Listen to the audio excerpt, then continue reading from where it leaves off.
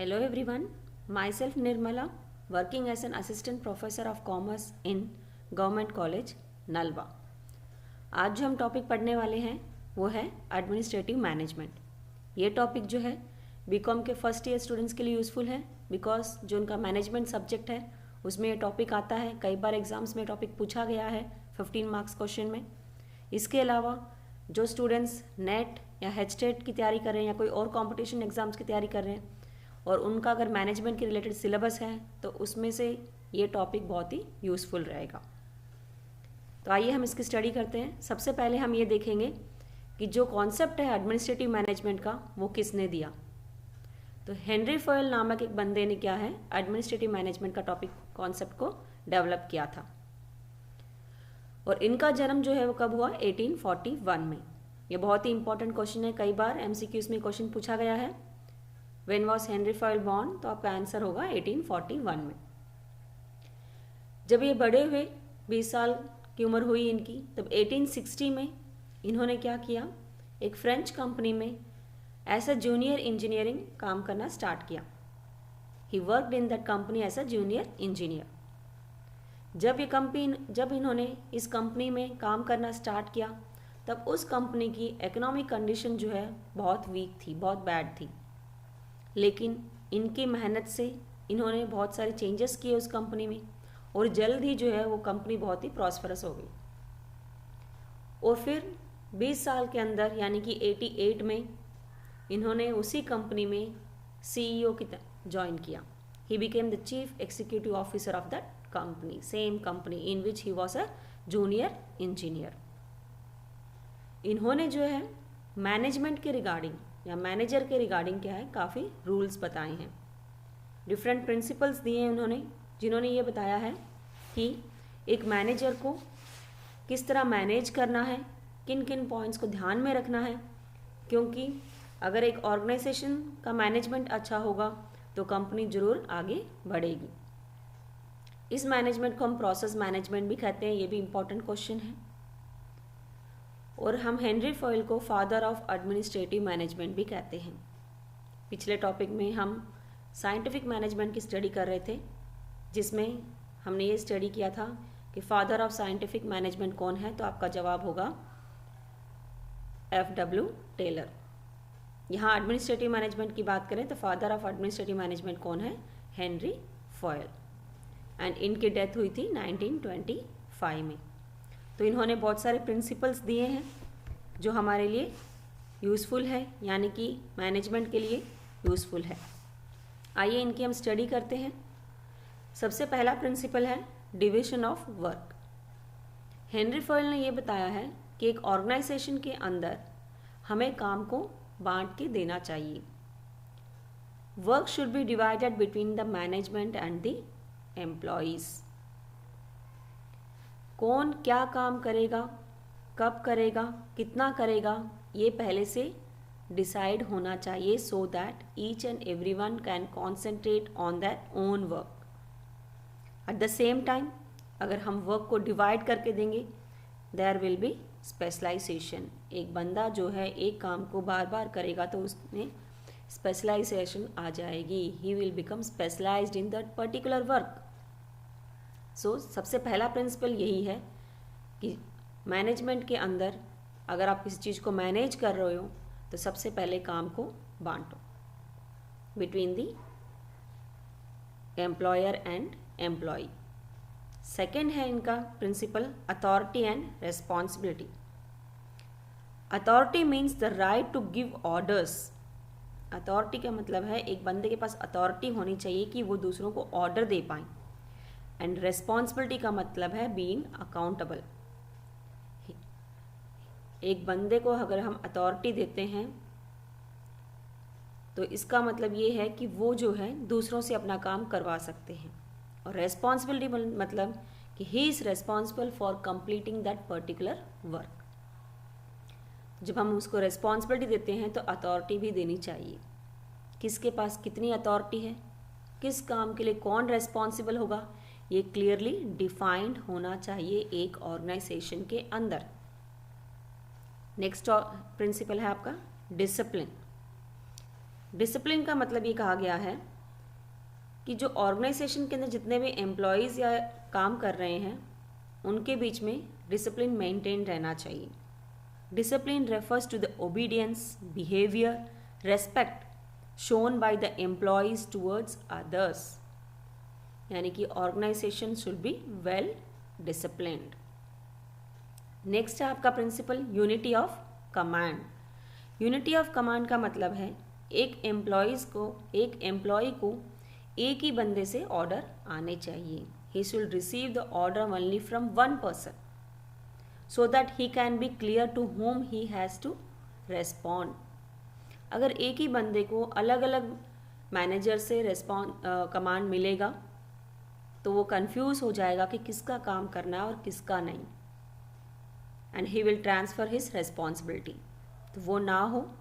इसलिए कहा गया है हमें ये देखना है कि कौन से सबऑर्डिनेट्स कौन से सुपरवाइजर्स के अंडर आते हैं और वो सुपरवाइजर्स उन्हीं एम्प्लॉयज़ को या उन्हीं सबऑर्डिनेट्स को कमांड करें।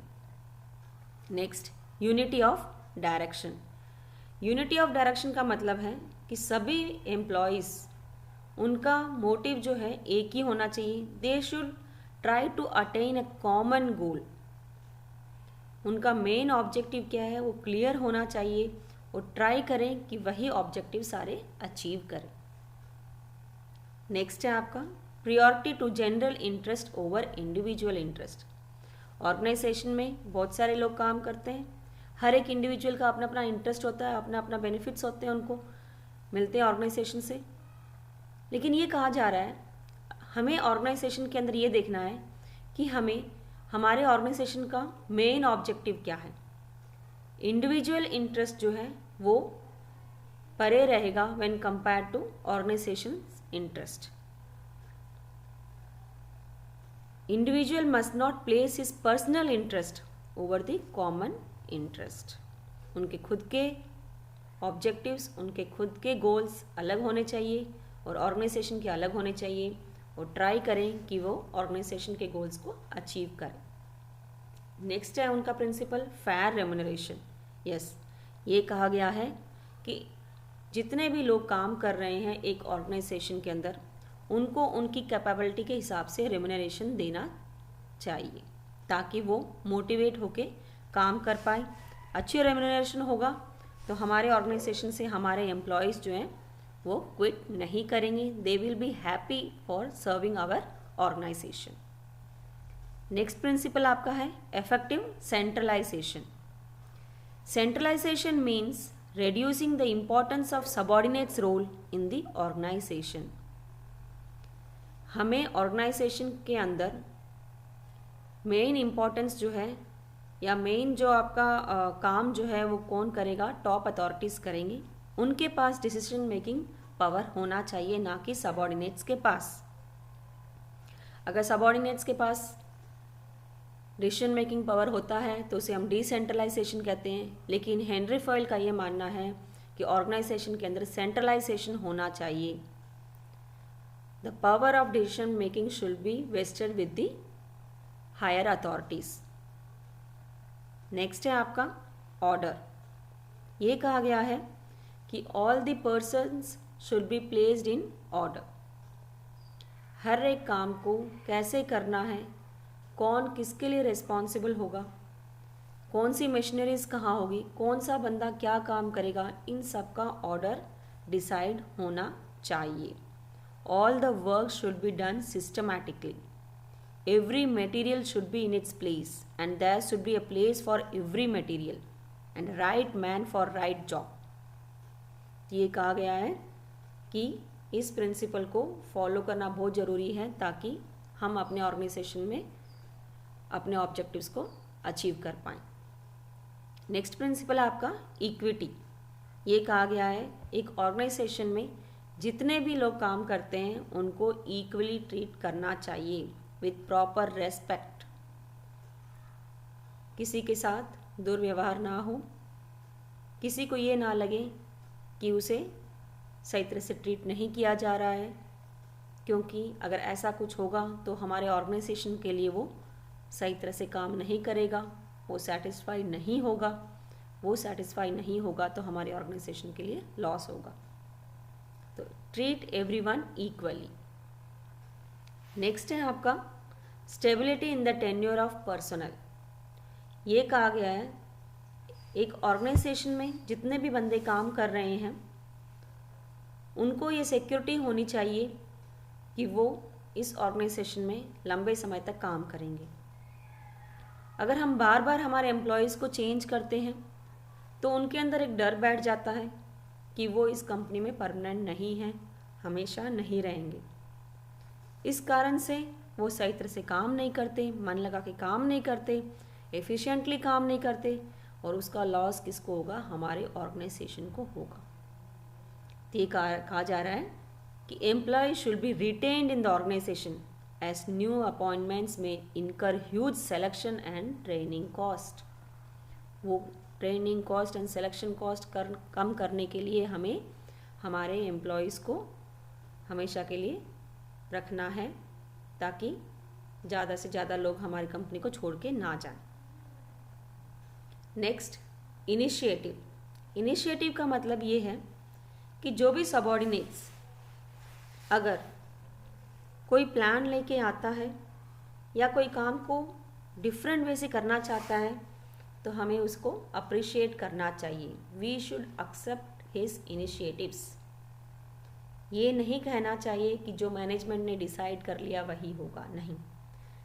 If there are other alternatives which are benefit for the organization or which are beneficial for the institution or to the employees or to the managers or to any other person who is related to the organization should be accepted. Next है आपका scalar chain. Scalar chain में ये कहा गया है कि एक organisation के अंदर प्रॉपर हायरार्की होनी चाहिए, प्रॉपर कम्युनिकेशन होना चाहिए। ये डिसाइड होना चाहिए कि कौन किसको कैसे कम्युनिकेट करेगा, कौन किसका सबऑर्डिनेट है, कौन किसका सुपीरियर है। अगर ये क्लियर हो जाए तो कम्युनिकेशन उसी वे से चलना चाहिए ताकि मिस कम्युनिकेशन ना हो। बैरियर्स ऑफ कम्युनिकेशन को जितना हो सके उतना हम रिमूव कर पाएँ। उसके बाद है एस्प्रेट डी कॉर्प्स। एस्प्रेट डी कॉर्प्स में इन्होंने इसका एस्प्रेट डी कॉर्प्स का मतलब है यूनिटी इज स्ट्रेंथ। ये कहा गया है कि every individual must work together to gain synergy and establish cordial relations with each other. एक ऑर्गेनाइजेशन में जितने भी लोग काम कर रहे हैं सब साथ मिल के काम करें। उन्हें ये ध्यान रखना है कि वो एक ऑर्गेनाइजेशन के लिए काम कर रहे हैं और अगर ऑर्गेनाइजेशन को बेनिफिट होगा तो उनको भी बेनिफिट होगा।